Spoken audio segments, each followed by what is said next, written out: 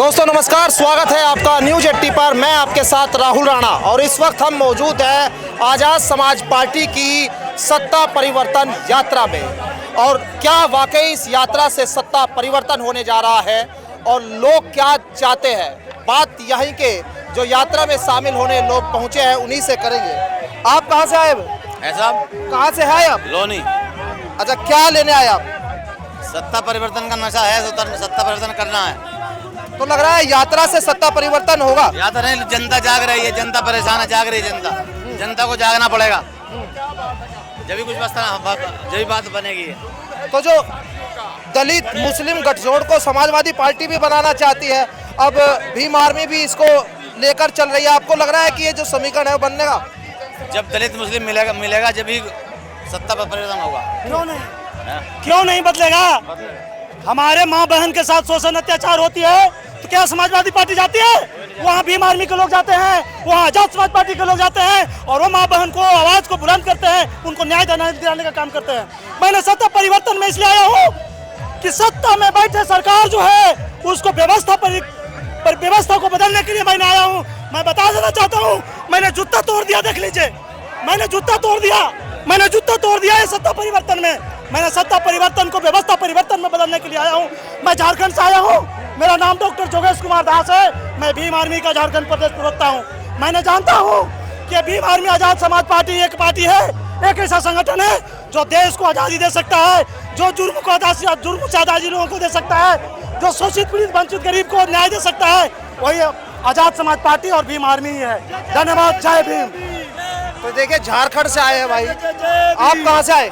हम आए जी सुराना मुराद नगर से। अच्छा, क्या लेने आए ये बताइए। हम भाईजान को जिताना आए जी यहाँ से। मुख्यमंत्री अगले उत्तर प्रदेश के 27 में। अच्छा, ये बताओ, जो ये सत्ता परिवर्तन यात्रा, इसका असर आपको चुनाव में वोटों में क्या दिखाई देगा? हम जी भाईजान की गैल है बिल्कुल तन मन धन से, और भाईजान की गैल है। अच्छा, जो पेपर लीक के मुद्दे हैं और बिजली के मुद्दे यहाँ चंद्रशेखर उठा रहे हैं, अब यहाँ से आपको लगता है जो ये भीड़ है ये वोट में तब्दील हो जाएगी? बिल्कुल। अब ये आप निगाह घुमा कर देख लो, ये जनसैलाब तुम्हें दिखाई दे रहा है। ये जनसैलाब जो है वोट की ताकत से इस सत्ता को बदलने का काम करेगा। पेपर लीक की मामला है, सत्ताधारी लोग बैठे हैं, इसलिए बैठे हैं कि जितना जल्दी हो सके हमारे लोगों को सत्ता में रह करके और लूट करके पेपर लीक करके अपने लोगों को जगह जगह पर बैठाने का काम करेंगे। इसलिए इन लोगों ने पेपर लीक करने का काम करता है। ये गरीब पढ़ रहा है, उसको जो गरीब पढ़ रहा है उसके पास रुपया नहीं, उसको नौकरी नहीं मिल रही है। कारण ये है कि सत्ताधारी सरकार यहाँ हर चीज को, हर जगह को अपने कब्जा में लेकर के लूटने का काम कर रहा है। इसलिए मैं इसी वाणी को साथ विराम देता हूँ। जय भीम। चलिए, देखिए पीछे यहाँ मान्यवर दीना भाना जी की तस्वीर लेकर कार्यकर्ता आए हुए हैं और आजाद समाज पार्टी काशीराम के झंडे आपको यहाँ चारों ओर दिखाई देंगे। ये पूरा रोड जो है वो पीछे से लेकर आगे तक, जहाँ तक नज़र जा रही है दूर दराज तक, वहाँ तक जो है यहाँ आपको भीड़ खचाखच नज़र आएगी। अब दरअसल यहाँ फोर्स भी बहुत है और चंद्रशेखर भी बीच बीच में संबोधित कर रहे हैं यहाँ अपने कार्यकर्ताओं को। और सवाल हम सीधा यही पूछ रहे हैं कि परिवर्तन यात्रा से 2027 के चुनाव पे क्या असर पड़ेगा? इस परिवर्तन यात्रा से, हाँ जी, इस परिवर्तन यात्रा से 27 के चुनाव पर क्या असर पड़ेगा? 27 के चुनाव पर पूरा असर पड़ेगा और एक परिवर्तन आने वाला है। ये इस यात्रा का संदेश है हमारा। तो आप कहाँ से आए? हम सहारनपुर से आए हैं। अच्छा, तो सभी अलग अलग जगह से यहाँ आए हुए हैं? बिहार तक से और पंजाब तक के लोग हैं। तो पूरी उत्तर प्रदेश, झारखंड, अलग अलग जगह से लोग, देखिए आप जहाँ तक नज़र पड़ेगी वहाँ तक दिखाई देंगे। कहाँ से आए आप लोग? हम यही लोकल हैं सर, मेरठ में। मेरठ से हो? सर, क्या लग रहा है जैसे मेरठ में अब ये यात्रा हो रही है, इसका असर क्या लग रहा है? असर क्या, लोग सर तरसते हैं बेरोजगारी से, महंगाई से, उसी के उसमें निकल रही है सर। बहुत समर्थन मिल रहा है सर।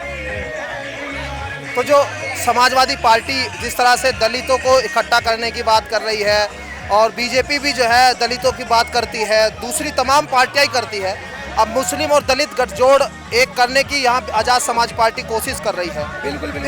इसका लगता है आपको 27 में ये एक जगह आएगा वोट? हाँ जी, हाँ जी, इसका फर्क जरूर होगा सर। इसका ना फर्क जरूर डलेगा, ऐसा नहीं है, कुछ सीटों पर जरूर डलेगा सर। यहाँ मेरठ में कितनी सीटों पर लग रहा है सर होगा? इस पर कम से कम 4-5 सीटों पर तो होगा सर। मेरठ में आपको लग रहा है असर होगा।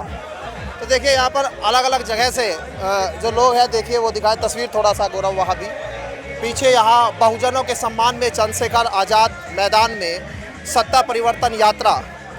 कहाँ से आए भाई साहब, कहाँ के? हापुड़ की टीम है पूरी? जी हापुड़ की एक टीम नहीं है, कई टीम है। आप लोगों की कई पूरी टीम है। जी, अब जी। सत्ता परिवर्तन करने आए हैं, यहाँ से लग रहा है यात्रा से परिवर्तन कितना होगा? ये तो शुरुआत है, ठीक है ना, ये शुरुआत है। आप देख रहे हो शुरुआत में क्या है, यही सत्ता परिवर्तन का आगाज है, ये शुरुआत है। अभी ये पूरे प्रदेश में जब ये घूमेगी तो अभी तो यहाँ 10,000 लोग हैं, फिर 10,000, 15,000, 20,000, 25,000 लोग बढ़ते जाएंगे। एक दिन वो आएगा, सत्ता परिवर्तन होकर रहेगी। आप लोग तो वॉलेंटियर हैं यहाँ पे, है ना? जी, तो कितने भीड़ है यहाँ पे अभी? बहुत सारी भीड़ है, कम से कम 50,000। क्योंकि ये मेरठ जो यहाँ क्षेत्र है, ये हस्तिनापुर का क्षेत्र है, यहाँ से ये भी कहते हैं कि भाई जो जीतता है वो सत्ता की कुर्सी पर भी जाता है। हम सत्ता में ही जाएंगे, हम ही जीतेंगे। ये हापुड़ की टीम है और अलग अलग जगह से जो लोग आए हुए हैं उनसे बात करा रहे हैं। आप कहाँ, ये क्या झंडा आप लोग क्या ले रहे हैं? अच्छा, ये देखिए बहुजनों के सम्मान में चंद्रशेखर आजाद मैदान में। बताइए। हाँ, मैं मिशन 78 का जिलाध्यक्ष हापुड़। अच्छा, हाँ, भाई के साथ में तो जी। आप लोग यहाँ समर्थन करने आए। सत्ता क्या लग रहा है, सत्ता मिलेगी? सत्ता क्यों नहीं मिलेगी? व्यवस्था परिवर्तन करेंगे हम, सत्ता नहीं व्यवस्था भी परिवर्तन करेंगे। सत्ता हासिल करने के बाद में व्यवस्था का परिवर्तन करेंगे।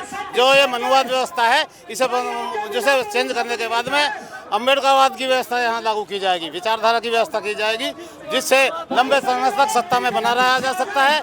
और जो दलित मुस्लिम पिछड़े 85% की जो आबादी है, उस आबादी को सगुन मिलेगा इस देश में। आज आप देख रहे हो जो 15% या 3% हमारे यहाँ ब्राह्मणवाद है, जो इस देश पे हमारे पूरे देश पे कब्जा करे हुए है, उसने शिक्षा का बंटाधार कर दिया।